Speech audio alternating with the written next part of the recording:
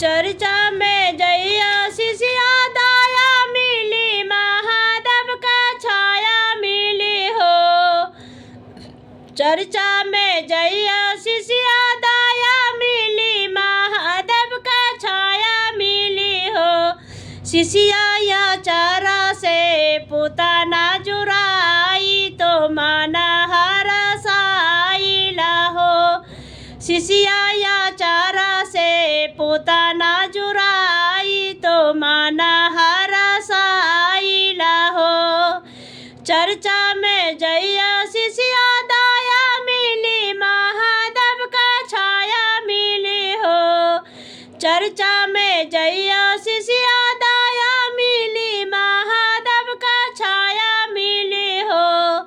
शिष्या या चारा से पोताना जुराई, तो माना हरसाइला हो। शिष्या या चारा